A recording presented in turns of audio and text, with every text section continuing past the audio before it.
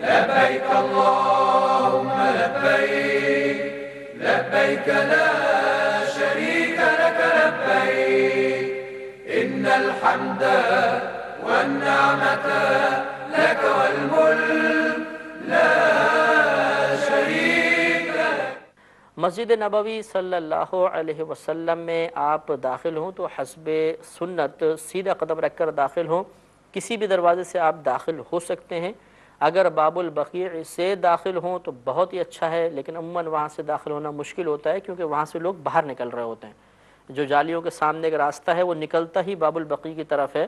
اس میں آنے کا فائدہ یہ ہوتا ہے اگر بالفضل آپ داخل ہو سکتے ہوں کہ یہ مزارات پر حاضری کا ایک طریقہ اکابرین نے لکھا ہے کہ قدموں کی طرف سے انسان آئے تو یہ افضل ہوتا ہے۔ تو اس طرف چونکہ نبی کریم صلی اللہ علیہ وسلم کے قدمین شریفین ہیں، لہٰذا اس جانب سے اگر آپ داخل ہوں تو بہتر ہے، لیکن بہرحال اگر وہاں سے موقع نہیں ملتا ہے، کوئی رکاوٹ پیش آتی ہے تو کسی بھی دروازے سے آپ داخل ہو جائیں۔ داخل ہونے کے بعد آپ پہلے تحیت المسجد 2 رکعت نماز نفل ادا کر لیں، بشرطے کہ وہ مکروہ وقت نہ ہو، اور اس کے بعد پھر آپ سنہری جالیوں پر حاضری کے لیے آئیے۔ انتہائی با ادب طریقے سے حاضر ہوں کیونکہ یہ بارگاہ رسالت ہے، بہت ہی مقدس مقام ہے، لائق ادب مقام ہے، ذرا سی بے ادبی ہمارے اعمال کی بربادی کا سبب بن سکتی ہے، لہٰذا وہاں پر آپ آئیے، اور آنے کے بعد تقریباً سنہری جالیوں سے 4 قدم کے فاصلے پر، کم از کم 4 قدم کے فاصلے پر با ادب طریقے سے کھڑے ہو کر آپ بارگاہ رسالت میں سلام عرض کریں۔ السلام علیکم یا رسول اللہ، الصلاۃ والسلام علیکم یا رسول اللہ، اور آپ شفاعت کا سوال بھی کر سکتے ہیں، اسألک الشفاعۃ یا رسول اللہ۔ کوئی بھی مکتبہ فکر اس بات میں اختلاف نہیں رکھتا کہ روضہ رسول کے سامنے پہنچ کر یا کے ساتھ ندا دینا بالکل جائز ہے، لہذا وہاں پر تو کسی کا اختلاف نہیں کہ آپ الصلاۃ والسلام علیکم یا رسول اللہ کہیں، السلام علیکم یا رسول اللہ کہیں، کیونکہ نبی کریم صلی اللہ علیہ وسلم بالکل سامنے یقیناً موجود ہیں اور آپ کی آواز سن رہے ہیں اور آپ کے سلام کو قبول کرتے ہیں، جواب بھی عنایت فرماتے ہیں۔ اس کے بعد تھوڑا سا سیدھی جانب سرک کر خلفائے راشدین حضرت ابوبکر صدیق، حضرت عمر فاروق رضی اللہ تعالی عنہما کی خدمت میں بالترتیب سلام عرض کریں۔ پھر جتنا آپ کا ذوق اجازت دیں وہاں پہ کھڑے ہو کے آپ درود و سلام وغیرہ پڑھیں۔ بعض اوقات رش ہوتا ہے تو وہاں سے ہٹا دیا جاتا ہے، بہرحال جب تک آپ کو اجازت ہے آپ کھڑے ہو کر درود و سلام وغیرہ پڑھیں، اور اس کے بعد بقیع سے آپ یعنی بقیع کے دروازے سے آپ باہر نکل سکتے ہیں۔ مدینہ منورہ میں جتنا بھی وقت گزاریں بہت ہی اچھا ہے، عموماً 8 دن وہاں پہ لوگ گزارتے ہیں، کیونکہ یہ حدیث کریمہ میں مضمون آیا، نبی کریم صلی اللہ علیہ وسلم نے ارشاد فرمایا کہ جس نے میری اس مسجد میں 40 نمازیں ادا کیں تو اس کے لیے جہنم سے آزادی لکھ دی جاتی ہے، لہذا مسجد نبوی میں کوشش کریں کہ کم از کم 40 نمازیں آپ پوری کریں، تو یہ یقینی سی بات ہے کہ 8 دنوں میں پوری ہوں گی۔ اس کے علاوہ مطلب وہاں پہ مختلف زیارتیں ہیں وہ ضرور کیجئے۔ بالکل نبی کریم صلی اللہ علیہ وسلم کے روضہ انور کے پیچھے اگر آپ دیکھیں گے تو ایک مسجد کے اندر چبوترا بنا ہوا ہے، یہ اصحاب صفہ کا چبوترا ہے، یعنی یہاں پر کم و بیش 70 صحابہ اکتساب فیض اکتساب علم کیا کرتے تھے، یہ ابھی مطلب اس کے گرد ایک چھوٹی سی باؤنڈری بنا دی گئی ہے اور لوگ اس میں بیٹھ کے قرآن پڑھ رہے ہوتے ہیں، برکت کے لیے نوافل وغیرہ پڑھ رہے ہوتے ہیں، آپ ضرور پڑھیے۔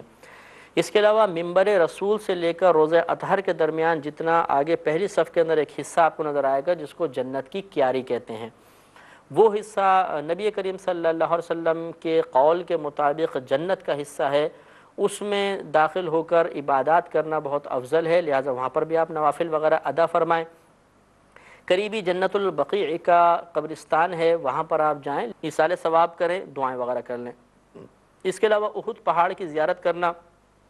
بہت اچھا ہے، وہیں قریب شہدائے احد مدفون ہیں، ان کے مزارات پر آپ حاضری دیجئے۔ اس کے علاوہ مسجد کے باہر جو ہیں وہ مطلب ٹیکسی والے موجود ہوتے ہیں جو زیارہ کی آوازیں لگا رہے ہوتے ہیں، ان سے آپ رجوع کر لیں، یا بہت سے لوگ ہوتے ہیں جو باقاعدہ گائیڈ کرتے ہیں اور مختلف ایسے مقامات پہ لے جاتے ہیں جہاں پر شاید عام آدمی نہیں پہنچ پاتا، وہاں پر بھی آپ جائیے، بہت اچھا ہے۔ اب چند باتیں آخر میں یہ میں عرض کروں گا کہ ایک تو آپ تبرکات وہاں سے ضرور لے کر آئیں، کیونکہ تبرکات بہت ہی افضل چیز ہے، اور میرے خیال میں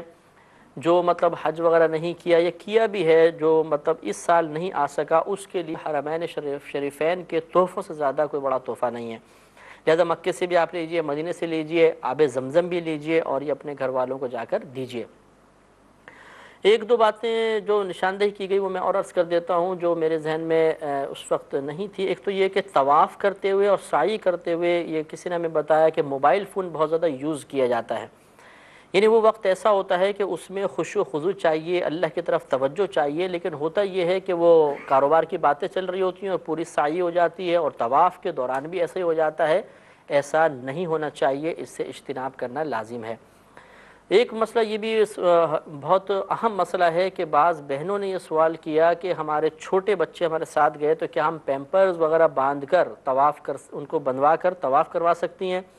اس پہ مسئلہ یہ ہوتا ہے کہ یاد رکھیں کہ مسجد میں کوئی گندگی لے جانا منع ہے، چاہے اس سے مسجد آلودہ ہو یا نہ ہو۔ بچے جب پیمپر باندھتے ہیں تو لازم بات ہے کہ بچہ اس میں کوئی نہ کوئی پیشاب وغیرہ تو کر ہی دیتا ہے، اس طرح اس بچے کو اس حالت میں مسجد میں لے جانا یہ ممنوع ہوگا۔ لہذا طواف وغیرہ کے لیے ترتیب کچھ اس قسم کے رکھیں کہ بچے کو باہر کسی کے پاس رکھیں اور پھر آپ جا کے طواف کریں۔ ہاں اگر بچے کو آپ ہی چاہتے ہیں کہ کعبۃ اللہ کی برکات اسے بھی حاصل ہوں تو پھر ویسے ہی آپ تھوڑی دیر کے لیے لے جائیں اور واپس لے آئیں، لیکن طواف ایک بہت طویل وقت اس کے لیے درکار ہوتا ہے، اس میں یقینی سی بات ہے کہ بچہ پیشاب وغیرہ کرے گا، اس میں ذرا سی احتیاط کرنی چاہیے۔ جب آپ مدینہ منورہ زیارتوں سے فارغ ہو جائیں پھر اس کے بعد روتے ہوئے رخصت ہوں، کیونکہ یہ وہ لمحات ہیں کہ شاید زندگی میں دوبارہ کبھی بھی نہیں آئیں گے۔ بارگاہ رسالت میں سب کا جس کا آپ نے سلام عرض کرنا کہا ہو، سلام ضرور عرض کیجئے۔ اگر آپ نے کسی سے وعدہ کیا تھا تو یہ سلام پہنچانا آپ پر لازم ہو گیا ہے، نہیں پہنچائیں گے تو آپ گناہگار ہوں گے۔ یاد رکھیے کہ ہم نے آپ کو بتایا کہ 3 چیزیں سمجھ لیں جرمانے کے طور پہ دی جاتی ہیں اگر کوئی خطا یا سزا ہو جائے، مثلا دم، یہ بکرا وغیرہ ذبح کرنے کو کہتے ہیں، ایک بدنہ ہوتا ہے گائے ذبح کرنا، اور ایک ہوتا ہے صدقہ۔ صدقے میں 2 چیزیں ہوتی ہیں، یا تو ایک تو صدقہ ہوتا ہے صدقہ فطر کی مقدار، جو عام طور پہ ہمارے ہاں عید الفطر میں نکالا جاتا ہے، صدقہ فطر اس کو ہم کہتے ہیں، اس کی مقدار یہ بھی صدقہ کہلاتا ہے، اور اس کے علاوہ 1 مٹھی گندم یا 1 کھجور بھی صدقہ کی جاتی ہے۔ اس میں بس میں ضمن تھوڑی سی بات یہ عرض کرنا چاہتا ہوں کہ اگر بالفرض دم یا بدنہ لازم ہو تو یہ حدود حرم میں ہی کرنا لازم ہوتا ہے، لہذا اگر آپ نہیں کریں گے تو حرم کی حدود سے باہر نہیں ہو سکتا۔ بالفرض اگر آپ واپس آ گئے اور آپ کو بعد میں پتہ چلا کہ آپ پہ دم لازم ہو گیا تھا، کوئی بدنہ لازم ہو گیا تھا، تو اس کے لیے پھر ضروری ہوتا ہے کہ آپ کسی بعد میں جانے والے حاجی کو پیسے دے دیں کہ آپ وہاں سے جانور خرید کر ہمارے نام کا ذبح کر دیجیے گا، تو یہ پھر دم یا آپ کا بدنہ ادا ہوگا۔ ہاں صدقے کے اندر یہ سہولت ہوتی ہے کہ صدقہ حدود حرم میں ادا کرنا لازم نہیں ہوتا ہے، آپ حدود حرم کے باہر بھی کر سکتے ہیں، لہذا اگر آپ کے اوپر صدقات کچھ لازم ہو گئے ہیں تو آپ گھر پر آ کر بھی کر سکتے ہیں۔ صدقات عموماً جو لازم ہوتے ہیں وہ اس وجہ سے ہوتے ہیں کہ جب وضو کیا جاتا ہے تو بال ٹوٹتے ہیں، اگر ایک وقت میں 1 یا 2 بال ٹوٹے تو ہر بال کے بدلے میں 1 مٹھی گندم یا 1 کھجور صدقہ کرنا لازم ہوتا ہے، اور اگر ایک ساتھ 3 بال ٹوٹ گئے تو پھر 1 صدقہ فطر کی مقدار دینی ہوتی ہے۔ تو جب آپ کے 3 بال ٹوٹے ہوں آپ غور کر لیجئے گا تو 1 صدقہ فطر کی مقدار دینی ہوگی، یہ ذرا ذہن میں رکھیے۔ اب آپ تمام ارکان سے فارغ ہوئے، آپ نے مدینہ منورہ حاضری کی سعادت بھی حاصل کی، زیارتیں وغیرہ کی، اب آپ گھر کی طرف روانہ ہوں گے۔ میں نے آپ کو شروع میں یہ عرض کیا تھا کہ آپ ایک چھوٹا ٹیپ ریکارڈر بھی اپنے پاس ضرور رکھیں، اگر یاد رہے تو ہمارا یہ مشورہ ضرور آپ قبول کیجئے گا کہ 2-3 خالی کیسٹیں بھی اپنے ساتھ لے جائیں۔ مکہ المکرمہ میں، مدینہ منورہ میں جس بھی مقام پر آپ زیارت وغیرہ کے لیے جائیں، حصول برکت کے لیے جائیں، وہاں پر آپ ریکارڈنگ ضرور کر لیں۔ مثلا آپ کسی مسجد میں گئے زیارت کے لیے تو آپ کہیں کہ اس وقت فلاں مہینہ، فلاں تاریخ، فلاں سن کو اس وقت میرے ساتھ یہ ہیں اور ہم اس چیز کی زیارت کر رہے ہیں، اس طرح آپ کی آواز ریکارڈ ہو جائے گی۔ یہ ایک یادگار کیسٹ ہوگی، بعد میں بھی جب کبھی آپ کو زندگی میں موقع ملے آپ اس کیسٹ کو سنیے گا، انشاءاللہ وہی ذوق، وہی کیفیت اور وہی لذت آپ کو حاصل ہوگی جو اس مقام پر حاصل ہوئی ہوگی۔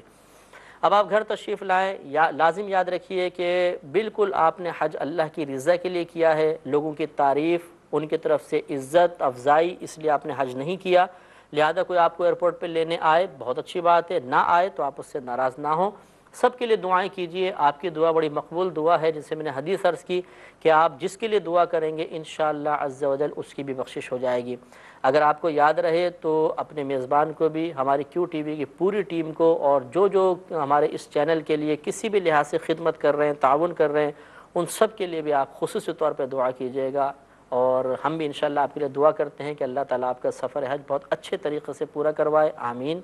اب ہمیں اجازت مرحمت فرمائے. انشاءاللہ پھر